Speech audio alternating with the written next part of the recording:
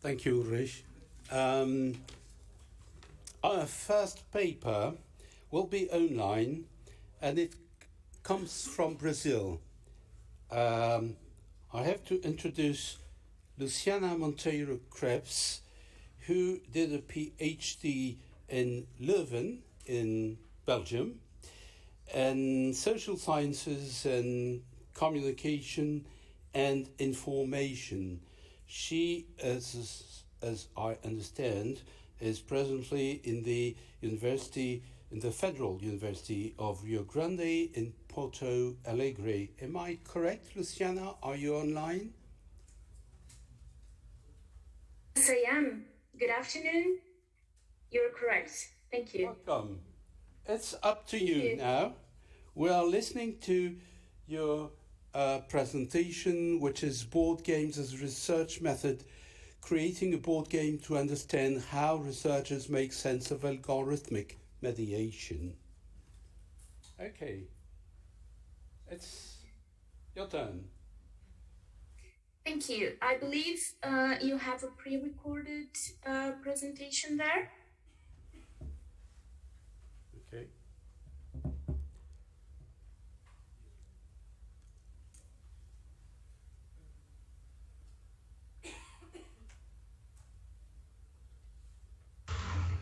Hello, Leeuwarden, and welcome to my presentation on board games as a research method. My name is Luciana Monteiro-Krebs, and today I'm glad to represent my co-authors, Mrs. Saunders, Dr. Geerts, Dr. Zaman, and Dr. Caregnato. In our scientific community, there is a tradition of studying board games as a research phenomenon. See, for instance, studies on the resurgence of board games due to internet fatigue, or the contribution of board games to understand human history. Not so much has been written about the potential to use board games as a method in research. There's too little literature about how to use games in research and the main challenges in designing them. We would like to contribute presenting the lessons learned from the crafting of a game developed in the research project Algorithmic Mediation in Academic Social Systems, the AMASS project. In this game, we aimed at collecting data on how people make sense of algorithmic mediation in academic social media platforms. So in this presentation, I'll shortly introduce the concept of a research game. Then I'll show how we selected and put together the elements that would be part of the game. I'll share the lessons learned from the pilots with a sneak peek of the first prototypes of the game. I'll also discuss how we analyze the results, but not going too deep into the findings and what they mean, simply to show what kind of output one can get from a game like this. And then I would like to hear from you, your questions and suggestions. So why did we choose a board game in the first place as a method, if in this project everything is very technological, dealing with algorithms and digital platforms and etc.?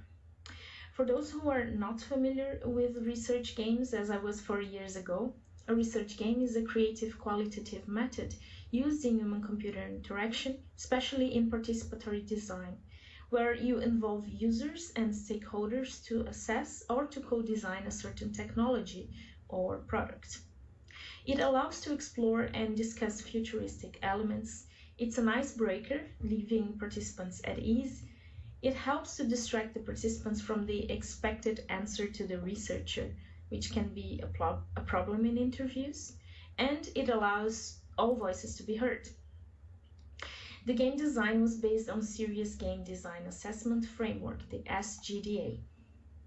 The purpose of a serious game is always twofold, because it combines both the aim of the players within the game, as well as the impact expected by the game designer, which in the case of a research game is the intended research goal. The framework foresees content, framing, mechanic, fiction, and aesthetics. Where does this fit in our research? In the last empirical study, we wanted to answer the following research questions. How do researchers relate human values to algorithmic recommendation features in academic social media platforms? And how are collaboration and competitiveness reflected in people's choice in academic social media platforms. To facilitate the understanding of the next sessions, I'll briefly explain the game. Players are given academic tasks and have to use cards to choose how they would solve them. From the cards, each player chooses an approach, which can be collaborative, competitive, or ambivalent, 1 or 2 recommendation strategies, and 1 or 2 motivations for their decisions. Then, players present their board seeking to earn citations or votes from the other players, and at the same time providing arguments for their own decisions. After that, participants vote secretly for best presentation. After 4 rounds, the most voted player wins the game. And how we selected the elements that would be part of the game? First of all, we needed to include in the game the elements of the research questions, namely scholarly communication, human values, algorithmic mediation. From literature on scholarly communication, we designed the task cards. Based on literature in psychology about human values, we designed the motivation cards. And the strategy cards came from the results obtained in previous studies when we conducted a platform analysis. These cards represent the behavior of the digital platform. To design the task cards, we chose a model that portrays some processes of scholarly communication. The model follows a structure that can be explained like this. On the left-hand side, we have inputs that represent something which in an activity is consumed to produce an output. A typical input could be raw materials, energy, human labor, but also information when the purpose of the activity is to transform the information. On the right-hand side, we have the outputs, which are the end result of that task. The outputs can be reused as inputs for further activities, and feedback loops are possible. At the top, the carrying out of activities is guided by controls. Outputs, which take the form of information, can also be used as controls. And at the bottom, the mechanisms, which point at activities from below. They are persons, organizations, machines, softwares, etc., which carry out the activities. To make the task cards, we started to mapping every possible task that can be performed through academic social media platforms using post-its. These are the final task cards, but further in this presentation you see they were quite different at the beginning. As for the motivation cards, in order to understand which values our participants associate with algorithmic recommendations, we designed a total of 10 motivation cards, each card containing a human value and its respective definition. We relied on the categorization of values identified by Schwartz, which was theoretically and empirically validated in 20 countries with great cultural variety. Theories from both psychology and sociology view values as the criteria people use to select and justify actions and to evaluate people, including the self and events. The definitions were provided to ensure that all participants would interpret the cards in the same way. These are the motivation cards. A remark. In the pilots, people would refrain from saying that these were their values. Values sounded very strong and permanent to them. So we changed the name of the cards to motivation and explained in the beginning that they could change and be reordered according to the situation. In previous studies of the project, we mapped the main entities and recommendation techniques used in academic social media platforms. These were used in the strategy cards. And here is a sneak peek of the strategy cards. Now some lessons learned. As for fiction and narrative, the first version was based on the game of life, starting from graduation, publication, citations, events, societal impact, reaching academic positions, acquiring more funding for projects, recognition from the academic community, and finally the trajectory towards Nobel Prize. This version was based on an open board, where everyone could see the other player's token. What we learned in the pilots is that because it was based on votes, some people this format could lead some people to refraining from voting in someone who was winning, regardless of the merit of their strategy. Instead, they could vote in someone else just to prevent that person to win. The alternative we found was individual boards and a hidden reward system in the form of a bookshelf. Votes would be revealed only in the end. These are the tiny books. The change for the books also brought a wow factor, because when seeing these tiny handmade books, for some reason, people would go from their serious faces to smiley ones, which added to the gameplay experience. Another lesson learned refers to the mechanic. In one of the previous versions of the game, people would try to guess secretly what the player would choose, and the players would reveal their guesses at the same time. This moment of revelation caused great commotion during pilots, because people would celebrate when they guessed or start arguing when they didn't. As a result, these moments were impossible to transcript from the audio, because there was too much overlap. This was a problem for the purpose of the game, because we wanted to hear what people would have to say to justify their cards, their reasoning, and to guarantee every voice was heard. We noticed that the game was a little too exciting, so we needed to make it a little more chill. We changed the game mechanics to resemble an academic conference, so people would not try to guess someone else's strategy, but only try to make their own strategy appealing enough and defended it to their peers. The votes would be only revealed in the end. Remember that model of scientific communication? We had this nice source of content, but in the first prototypes it wasn't used in the best way.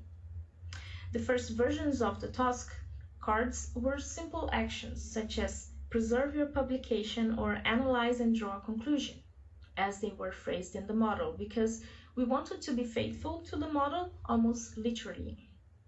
But this information was very loose, because the cards were individual, not chained to the other activities as they were in the model. In the pilots, it became very clear that because the cards were disconnected from the chain that would give meaning to them, people were interpreting the tasks differently. So we decided to introduce storytelling to the cards, give them context, and encourage roleplay. And then we noticed more convergence in how the tasks were interpreted by the participants. The game also became more fun, but not too much, because we knew it should be a balance. And we also reduced greatly the number of tasks and removed the factor chains. All the sessions began to follow the same tasks and in a particular order. This way, the sessions could be easily comparable. Now the aesthetics. In the beginning, the board and the cards were with vibrant colors, simple shapes, very plain, no depth, and one can say a bit childish. They worked for the purpose of testing the mechanic and narrative, but this was a serious game that was supposed to be played by researchers. So choosing a more elegant palette of colors and changing the shapes made the overall aesthetics more elegant.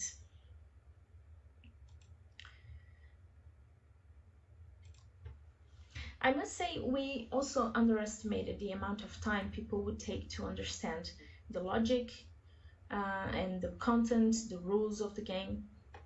And good part of the pilot sessions were occupied with these explanations. So we created a video with instructions for the participants to prepare in advance. This improved the play literacy and saved time in transcriptions. Now, how we analyze the results. To finish this presentation, I'll show briefly the kind of data we could collect from the research game sessions. It was possible to treat the data both qualitatively and quantitatively. First, we counted the participants' choices and who they voted for. Then we crossed these choices to generate more insights and graphics that allowed us to find some patterns. For example, we found 4 archetypal profiles: the collaborative reader, the competitive writer, the collaborative disseminator, and the ambivalent evaluator. Because the players needed to present their strategies and justify their votes, we could also collect their reasoning behind the decisions. These spoken discourses were analyzed using thematic analysis in vivo. Through this analysis, we could understand in depth the connections the participants made between human values, algorithmic features, and their approaches. Just to give one example, we found that there are twofold reasons for people to find stimulating to follow experts in their field through academic social media. One is admiration and respect by the specialists, and the other is the desire to overcome the experts and become themselves a reference in the field. And the analytical steps were pretty much the same as other research projects: describing, analyzing, comparing with previous studies, and etc. So some takeaways. Test. We made 6 pilots, and there's still the risk to make mistakes in the first sessions. I suggest you embrace them. Make it simple to the players, because complicated models must be put in context. The situated actions work better. If possible, add storytelling. Appealing to human characteristics will provide wow moments. Also, use your network.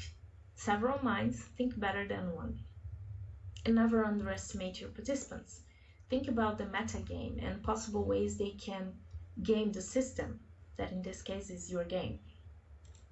I thank you for your attention, and I'll be happy to take any question you might have.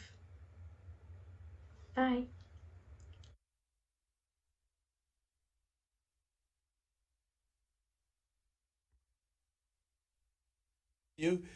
Why did you eliminate any chance factor? Because it was too much fun? Because the model we used was quite complex, as I said, and there was too many tasks from the beginning. And therefore it would be more complicated to analyze, because we had 4 game sessions. And if we had a big set of deck of cards with different tasks, it would be harder to compare them among sessions. Okay, thank you. Any questions?